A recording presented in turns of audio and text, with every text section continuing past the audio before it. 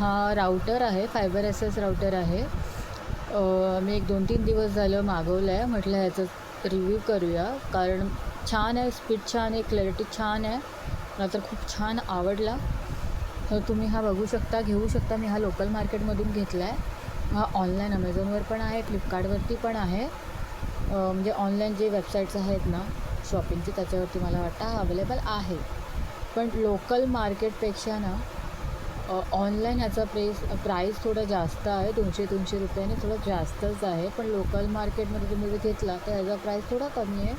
2000, 300, 400पर्यंत भेटून जातं. तो छान आहे, मला तर खूप आवडला आहे. काहीच इंटरप्शन नाही होत.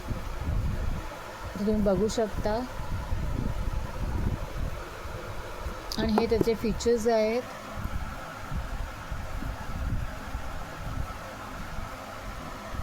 तुम्ही बिनधास्त घेऊ शकता, वापरू शकता. 3 इयर्स वॉरंटी दाखवली आहे, पण मला वाटतं चालून जातो हा भरपूर वर्ष. ही राउटरची क्लिअरिटी बघा. ही तोशिबाची टी व्ही मी घेतलेली आहे ऑनलाईन फ्रॉम अमेझॉन. छान क्लिअरिटी HD आहे, 32 इंचेसची, आणि मस्त रिव्ह्यू आहे ह्याचं.